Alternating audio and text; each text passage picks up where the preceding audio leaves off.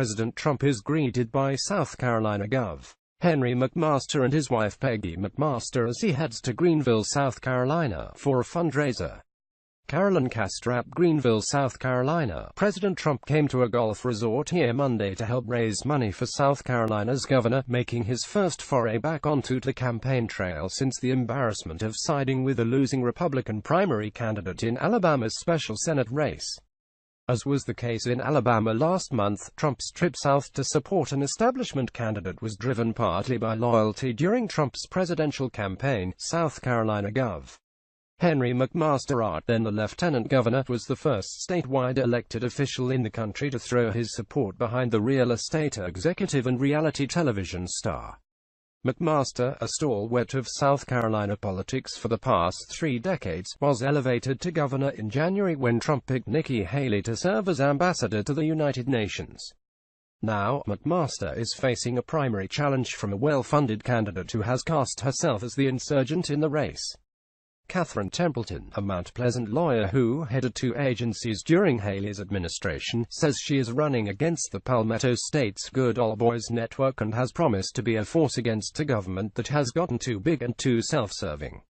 2 other Republicans are also challenging McMaster for the party's nomination in June in a state where the GOP has held the governor's mansion for 26 of the past 30 years. A lot of folks are reassessing their assumptions that McMaster would coast, said Scott Huffman, a political scientist at Winthrop University in Rock Hill, South Carolina, who added that another of the GOP contenders could siphon some evangelical support from the sitting governor. The evening fundraiser for McMaster at the Embassy Suites Golf Resort and Conference Center here was closed to the news media, which gathered across the street. Tickets to the event, held in a room that could hold 1,200, started at $250. "He's a talented guy, and he's doing really well," Trump said of McMaster, according to what appeared to be a cell phone video posted to the website of the state newspaper of Columbia, South Carolina, on Monday night. "He's a terrific person, a terrific man. I'm so happy with the job he's done."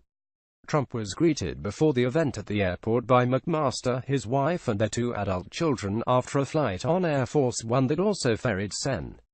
Lindsey Graham RSC and Rep. Joe Wilson RSC to the event. Trump's decision to get involved in the South Carolina race underscores the difficult political calculus for the White House on how to deploy the president. Governors' races in 2 states, New Jersey and Virginia, will be decided next month, and Trump has not yet set foot in either place to stump for his party's nominee. In New Jersey, there has been no shortage of opportunities, with Trump's frequent travels to his golf resort in Bedminster. His time there included a 17-day working vacation this summer in which he did not cross paths with the GOP gubernatorial nominee in the Garden State, Lieutenant Gov. Kim Wadenya is trailing in the polls in the Democratic-leaning state, facing the headwinds of both an unpopular president and unpopular incumbent Republican Governor Chris Christie. In Virginia, Trump has inserted himself into the race via Twitter, sending multiple messages praising the Republican gubernatorial nominee Ed Gillespie, a former Republican National Committee chairman, who is taking on Democrat Ralph Northam, the state's lieutenant governor. The Democrats in the southwest part of Virginia have been abandoned by the party. Republican Ed Gillespie will never let you down, Trump said in a tweet last week. But some Trump associates are advising him not to tie himself more closely to Gillespie in a state that Trump lost by 5 percentage points last year and where President Barack Obama is among the heavy hitters being brought into bolster the candidacy of Northam.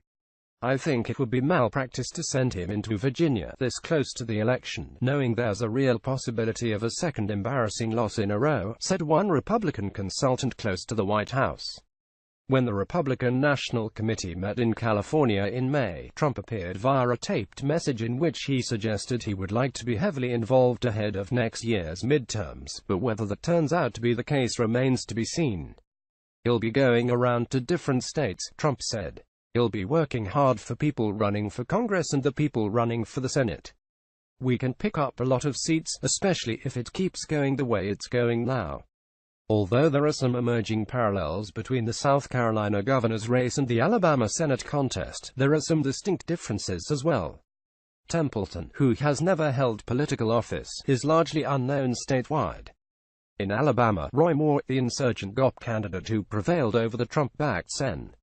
Luther Strange, has a long and colorful history. He is a former state chief justice who was twice removed from the bench for defying judicial orders. Trump arrived in South Carolina on the heels of reports showing Templeton raised more money than McMaster in the past 3 months. McMaster, whose resume also includes stints as South Carolina's Attorney General and state GOP chairman, has still raised more for the year, but both candidates report about the same amount of cash on hand.